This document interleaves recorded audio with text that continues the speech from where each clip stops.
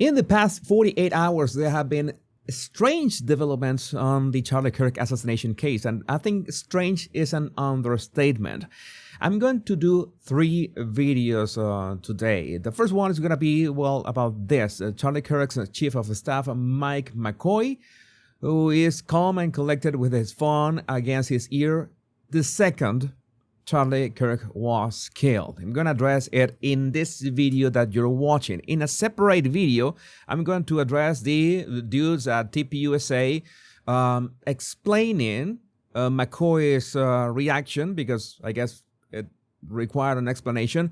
And in a third video today, I'm going to, well, talk about that really strange selfie video that the guy who took the cameras down recorded himself literally less than 2 minutes after Charlie was shot. Again, totally outrageous things, but let's start with the first one today. This one has been doing the rounds. If you're not keeping up with it, all heads are now turned on Charlie Kirk's chief of staff, Mikey McCoy. Here he's calm and collected with his phone up against his ear seconds after Charlie was killed. He left the scene as if he was well aware he knew some sort of a script. Again, I am just making observations about these videos. I am not judging anybody. I just want to see what happened here. And I have to tell you, this is not the first time I have watched this. I've watched this already twice.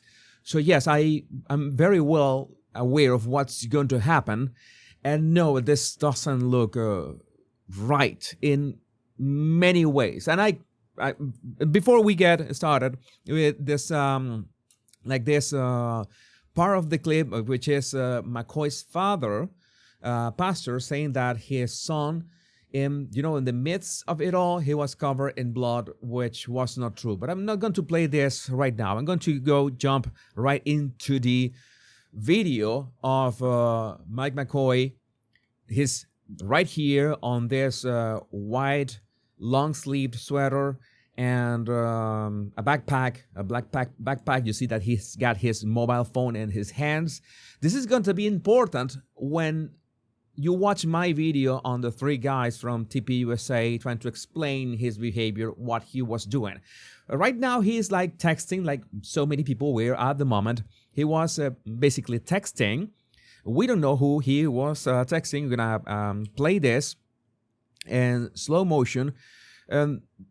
That is important because some say that he was already on some kind of call. But now you see, for example, him. We are barely seconds from Charlie being shot, and he's got his arms crossed. He's not calling anybody. He's not listening to voice notes. He's not texting. He's got his arms crossed with absolutely no way of texting or anything. He's just behind. And it's important to notice this. You see that this is the curtain that was right behind Charlie, right? It is not that hard to see.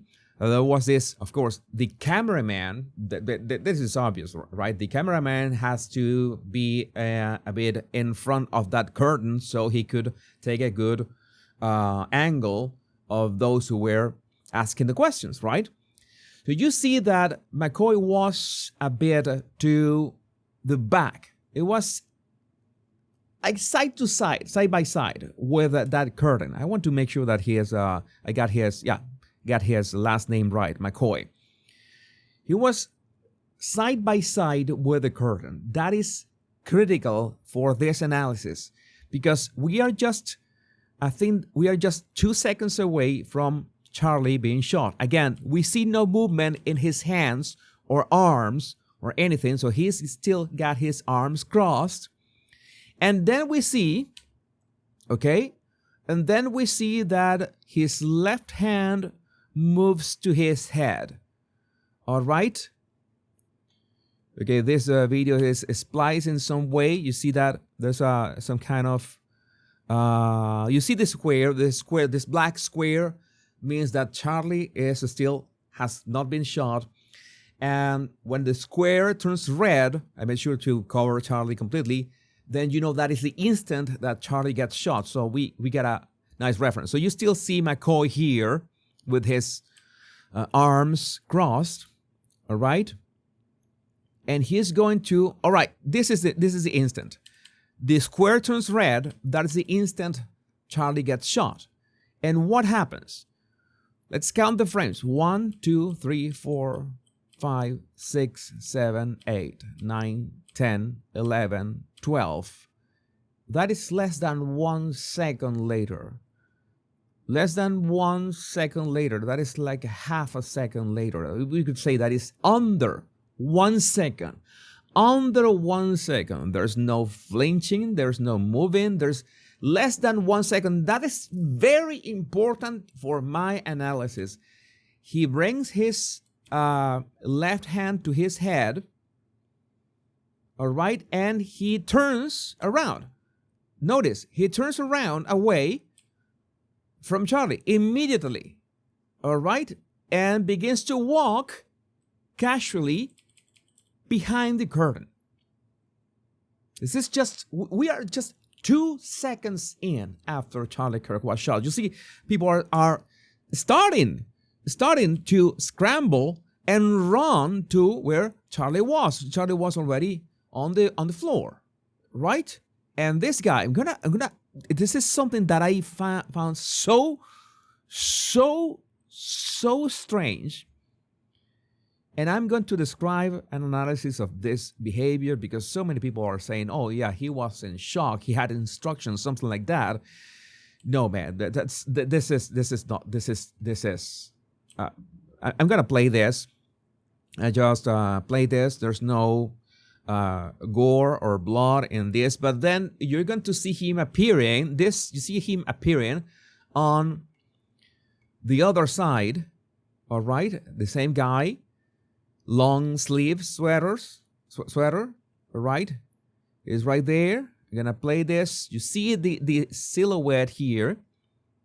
And remember that he put his left hand to his ear, right?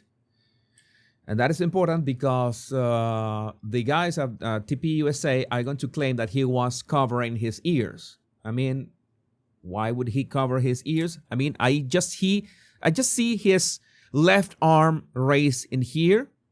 I don't see both of his hands, like, was in this position. I don't know. I find it baffling that his right arm would be completely covered by his head and neck. That is a bit strange, but it really looked like he was on the phone. You see that? You don't see that like his fingers are. It would be strange, right? To have your fingers like this, like walk away, have your fingers like covering your ears. Why would you do that, knowing that there's an active shooter, and just walk away and just calling somebody on the spot? Okay, there's a lot of stuff, and this might be a bit more strange than you can imagine. So they're scrambling. Everyone is scrambling. I'm gonna mute this because we don't need the original. I'm gonna play this, and he just goes walking. People are just running. The guy's just walking. Is this one here? He's just sorry. I mess up. This is not the one. All right. He's just walking away. He just walks away right there. He just walks away, and after that, we move forward, and in one of the stills, one of the shots, you see the same guy. Notice, okay, the long sleeves, white sweater, the backpack. He is still, with his both hands over his ears.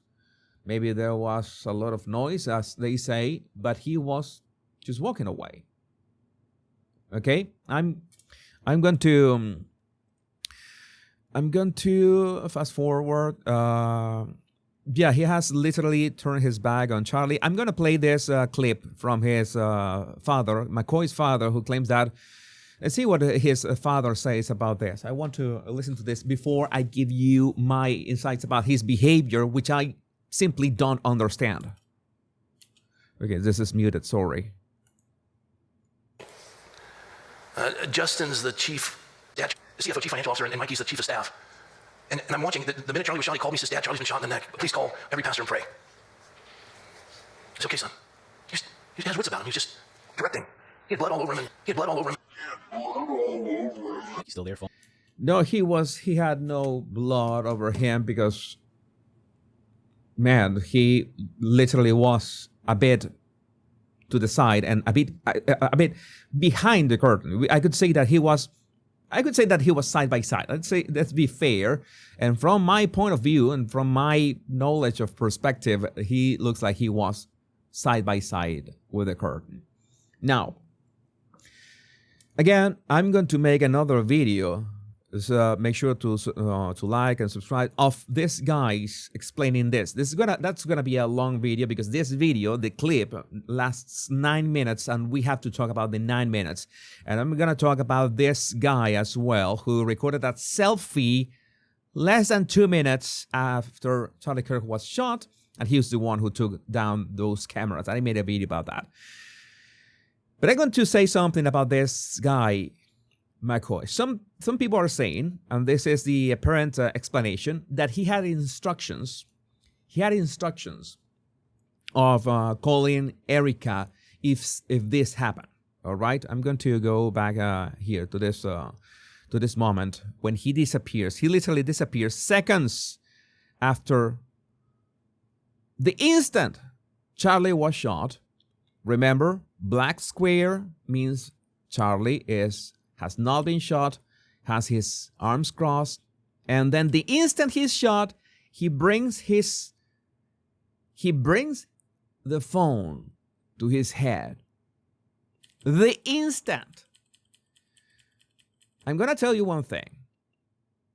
Notice there's the arm. I'm gonna leave the red square, arms crossed, and then the instant he raises his arm. I'm going to ask you a very silly question. I'm going to ask you right now to maybe play with your phone, maybe do as if you're calling a friend. What do? Well, usually you have to unlock your phone. You have to look for, the calling app, because so many apps that we have in our phones, calling, the one to call is just one of those apps. You press on the app, you look for the contact, you dial the contact, and when you see that the phone is connecting, then you bring your phone to your head. All right? It's just like if I'm going to do it right now. I'm going to do the time. Okay? Let's see. I want to call somebody right now. Okay, I bring the phone, I unlock it. Right now, okay. You get that. It was like 2 seconds, right? I needed at least 2 seconds before bringing the phone to my ear. Before. Just to find the number. And we are seeing somebody who reacted to a freak event, to a freak incident, in milliseconds, bringing a phone to his head. That doesn't make sense. People are saying he had instructions of calling Erica the moment if this should happen. Charlie Kirk trained him to do this the moment it happened.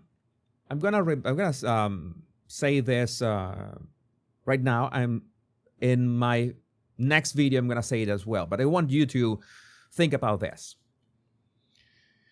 I mean, if I was in danger, let's say I was Charlie Kirk, and I want my wife to be aware if something happens to me the moment that happens to me. I care for my wife, and I care for, if she be aware of everything, right? My instructions would be, okay, you're going to call my wife, but first make sure what really happened to me. Okay, I was shot. It's like I was here sitting on my studio when I found out that Charlie Kirk was shot. What was the first question that I had in my head before watching the video, of course? What was the severity of the shot? And that is obvious. If you raise your phone and you call Erica, Charlie has been shot. What do you think would be Erica's first and foremost and most important question? It would be, shot like what? Shot in the head, in the chest? Did it graze his arm? Is he okay? Was in the leg? What? How many times? How many questions? No, he was shot. I don't know anything about. I don't know anything about anything else. How do you think Erica, or imagine that you're in that position, that you have been shot and you want your loved one finding out, would you want your loved one to have all these questions in their heads? You would want, if you would want to leave actual instructions. I would leave actual instructions so my loved one knows what really happened and knows the severity of the thing. But this guy, in milliseconds, has no way of knowing the severity of what just happened. There's no way. There's no way. You can tell me everything that you want. He had specific instructions of calling Erica. He didn't have even time to unlock his phone and dial Erica's number. He would have needed at least 2 seconds. But after he had realized what went on. Because what I see here, and you remember the video that we all saw, there was still some time, there was seconds until Charlie fell to the ground. 2 seconds. The same 2 seconds that this guy, Mike McCoy, took to disappear behind the curtain. He couldn't have possibly known Charlie's condition, and Charlie wouldn't have wanted his wife to be called. Charlie was shot. How is he? What kind of shot it was? I have no idea. Nobody would want that uncertainty for any loved one, because that would be cruel, evil. You first assess what is going on. You assess what you can do on the spot, and then act accordingly. Maybe, okay, he was taken away in the car, maybe then he calls Erica. There's simply no way. It is physically not possible for someone to react that fast to a freak incident that way. So that's something that absolutely doesn't fit any sort of behavior. Not even shock. Okay, what do you mean by shock? That you're gonna be on the phone with somebody instantly? Was he on the phone? It looks like he was on the phone. And if he wasn't on the phone, it would help if he addresses that on his Twitter account. He recorded a video of there. He said what was happening, who did he call, and I have no problem releasing my phone records to show everyone that it was calling Erica at that moment. There should be no problem. And before you tell me, but this is part of the investigation that's gonna be interesting in my second video, but my upcoming video, I'm gonna record it back to back after this one. It's gonna be a longish one, because it's about analyzing this TPUSA dudes trying to explain Mike McCoy's behavior. But I would like to know what you think about this in the comments. I'm sure that you have a lot to say about this. My name is Jesus Enrique Rosas. I'm the Body Language Guy. Much love and bliss.